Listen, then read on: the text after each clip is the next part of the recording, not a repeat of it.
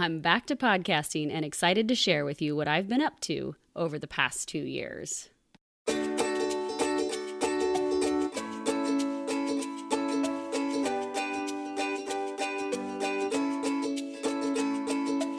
Welcome to Health, Harmony, and Happiness with Kathy.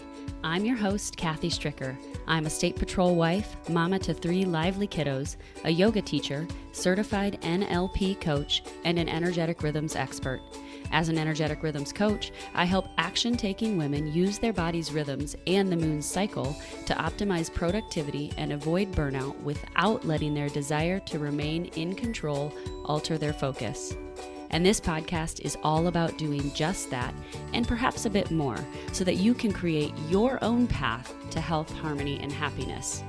So come along with me and may this episode serve as a nudge to discover tools that could help you on your path towards more intentional living. Enjoy the show.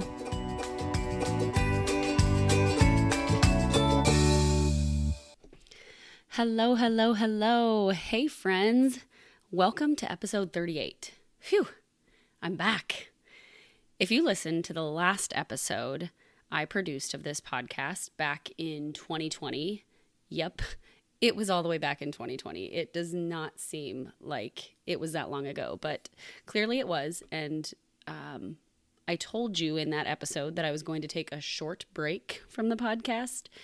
Well, I guess it turned out to be short in the whole scheme of life, but it seems like eons since I've been behind this microphone. I took a break because we were shifting and adjusting as life with the pandemic was in full swing and as our family's demands changed as well. I also needed to do some much needed self-work and healing, and that obviously continues to this day because I think that's a continual process that we simply go through, especially in this middle lifetime. I've noticed, through my 30s, it was very much still getting into that, like wanting the family, starting the business, doing all of those things. And along the way of doing all of those things, I've realized how important healing is and that I need to go back and do that healing and address some of the things that I've maybe avoided throughout my life. So here I am. I'm still on the path to healing and doing some of that work on myself, but also I'm back in a space where I feel like I can create this podcast again and where I can do this and serve you from my heart and hope that my experiences have some sort of impact on you. I've got a kid coming in the house right now. Hold on one second. So, all that being said, I might get interrupted here in just a moment again because, again, there is a child who just walked in the house and I have no idea if he is going to come and need me or not. So if that's the case, I might just be taking breaks. But hey, this is the message I want to teach you also, or I want to also, I don't know if teach you is the right word. This is the message I want to portray also, is that life is real. I'm real, and I'm going to be recording these when I may be interrupted, and that's it. I get to be a mom, and I get to be present for my kids and be at home with them and still do my business. So, yeah, that's what we have. That's what we have. Here he is right now, folks. Huck Stricker. All right. So let's talk. Okay. So life has definitely changed over the past 2 years. I now have a 2-year-old, a 6-year-old, and an 8-year-old who are still absolutely lively and continue to find their own interests in the world. And I can say that I am loving being able to help coach their various sports when it works out. And especially just watching them cultivate their own way of being in this world. But it's definitely a practice to balance all of their energy with my own as well as my husband's. I think that is probably the thing that challenges me the most right now, because when you have 4 other people's energy that are around you quite frequently, and with the kids especially, like it's challenging when you have kids to try and maintain your own sense of feeling grounded and in your own energy, which all of this we're going to talk about on this podcast. So if I've lost you, or if you're thinking, what is she talking about with balancing your energy? Don't worry, friends. We're going to get to that. But it's just a challenge when you have three other people and who are vying for your attention all the time, to maintain or to manage your own energy, as well as help them feel safe and secure in their own energy. So one of the things, though, that helps me do that is having my own creative outlet. And that's what my business is for me. That's what now this podcast is for me again. And the podcast is the component that has been missing for me. So I'm back.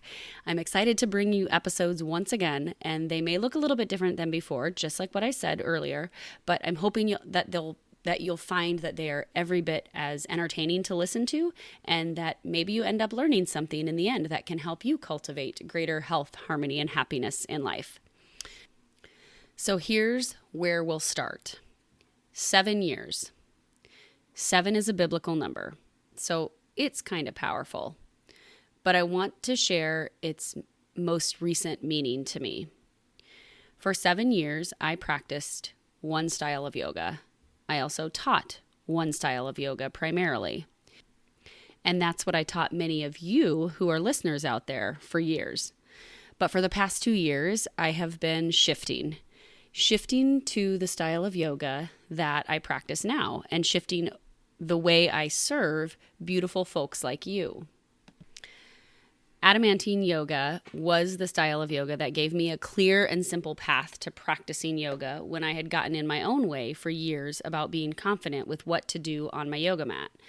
And that's what many of you experienced over the years as you practiced under my guidance.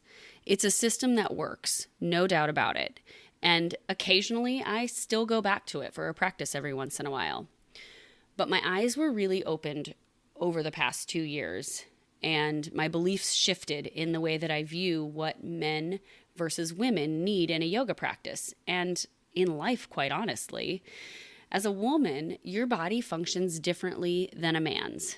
Therefore, to honor that means moving in ways that align with your own cyclical nature. We'll talk more about cyclical living in the next episode, but allow that to be a little bit of a nudge for your brain to start thinking in that way, that we as women are cyclical. I think men are as well. It's just more present in our lives and more readily visible and felt in our lives. But I no longer believe that one single yoga sequence is the solution for feeling your best each and every day. And because of this, I've been quietly creating and practicing 4 different yoga sequences that align with the 4 phases of your menstrual cycle or the lunar cycle. Has this ever been done before? Yes, absolutely. There are women across the planet who have created yoga sequences that align with the menstrual cycle, yoga sequences that align with the lunar cycle. It absolutely has. But has it been done with the physiological balance of the human body drawn from an adamantine yoga practice? Absolutely not. It hasn't. For those of you who might not be familiar with what I'm talking about, this particular style of yoga considers all the joint actions of the major joints of the body and then moves them to their fullest range of motion in an effort to balance the body, thereby balancing the mind. Let me unpack that for you just a little bit. I'm a firm believer that whatever dis-eases manifest in the body, to an extent, those are a result of the thoughts that we create.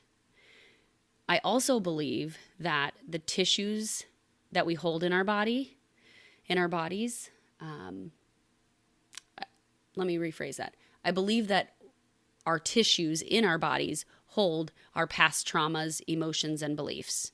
So if you've heard the phrase, our issues are in our tissues, it absolutely is. Okay, this is why modalities like yoga, massage therapy, things that manually work with the body's tissues are so impactful in not only you feeling better physically, but also maybe have an impact on releasing emotions and held traumas or past experiences that we've had. So it makes sense then when we know that adamantine yoga moves the body to the full range of motion, basically working through or beginning to work through some of those tissues, beginning to work through some of those issues in your tissues, it makes sense then that adamantine yoga works to an extent. If you're already an action-taking woman who has more masculine tendencies than feminine, so more of the side or the sense of you that wants to control things, or that wants to get things done, that wants to have a voice in things, then it definitely encourages a continuation of that. It promotes really digging in and going all out for it in some ways. Now, it also teaches you the qualities of surrender and integrity, and the fact that you do have to be compassionate, because if you don't, you will injure yourself. But I realized, because I am one of those women who has more of those solar tendencies, I'm going to call them solar tendencies than masculine, more of those action-taking tendencies, I realized it was having a negative effect on me. And I had practiced this for years, friends, but it was breeding within me an unhealthy drive to perform and produce all the time. And if you've paid attention to anything I've said or done over the past 2 years, you may have noticed that that's not exactly how we were created to do things. Living in the hustle life appears to be the fastest way to get things done, but it's actually also the fastest way to burn out. Been there, done that, as I'm sure you have too. You may not just have wanted to admit it, right? Or maybe you do admit it, and yet you take as much of a break as you possibly can, and then you get right back on that hustle bus and you keep going. Or maybe even you did admit, or you have admitted, that you're burnt out, but you're just too afraid of what would happen or who you would let down if you did shift your priorities and actually begin to slow down and set some of those commitments aside. At the root of this desire to always be doing is the fear that if you let go of control, your world might fall apart. Kids will fall behind in their development because they're not in all the activities. You'll get left out of invites to events that you'll grumble about going to when the time comes to actually go, or heaven forbid, you'll have to be bored and experience what it's like to be alone, only with your thoughts. Yikes. It's kind of scary. It sounds kind of scary to be alone with your thoughts and not have the distractions of your phone or life or other things that just fill your time. But let me tell you, friends, that trust is the opposite of control. This is the true work that I have begun helping women with. And I felt it time to bring forward that message and to bring closure to the phase of my life that was my identity for quite some time. I no longer teach or am affiliated with adamantine yoga, and it was a decision that I battled with for, honestly, 2 years. But it was made abundantly clear to me at the end of 2021 that it was time to cut ties.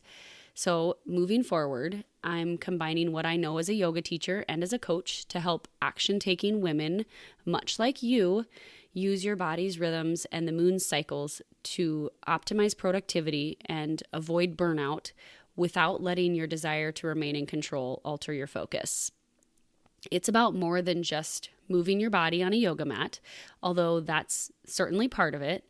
It's also about healing from past hurts and choosing to move with the right mindset and intention that aligns with what you value most in life. And honestly, the cool thing is, your body mind already knows how to do all of this. We just have to remind it that it does. So, why does this matter to you? Well, because I have been recrafting what I do and how I serve people. I now primarily coach overachieving women who have overcommitting tendencies, use their body's rhythms and or the moon's cycle to shift out of distraction, chaos, and burnout, and into optimal productivity, balance, and focus without giving up their action-oriented nature, which is awesome. And it's so beautiful to be able to use both of those energies. I do this by using my unique flow process combined with neuro-linguistic programming techniques. Neuro-linguistic programming, I usually refer to it as NLP. And I use these two things, my flow process and NLP, to help them align with and take back the power that they may have given away to unresourceful thoughts, unresourceful projects, and of course, unresourceful people over the years, so that they can invite a more mindful way of living into their lives. And mostly I do this through one-on-one virtual or in-person sessions. Also in the Energetic Rhythms for Intentional Living Facebook community. If you haven't checked that out, head on over to Facebook and check that out. And then, of course, through online courses that have a coaching component. The last time I led one was probably a year and a half ago, but there's more on the horizon that will be coming. I would love to work with you, and I do have a couple openings on my calendar right now for clarity calls to see if any of these options are a good fit for you. So if it's something you'd like to learn about, just email me at Kathy@KarenYogaWellness.com. You'll find all of this in the show notes as well to schedule a quick clarity call.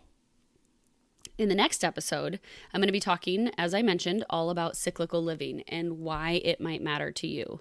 So stay tuned for that. But until then, would you do me a favor and share this episode with just one other person who might benefit from it?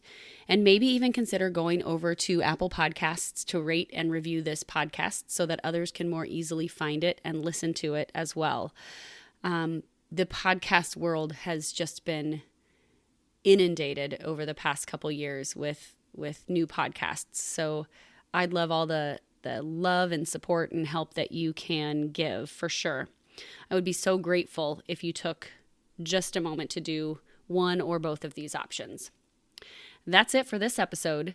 Cheers to cultivating your own version of health, harmony, and happiness in your life, and I'll see you next time.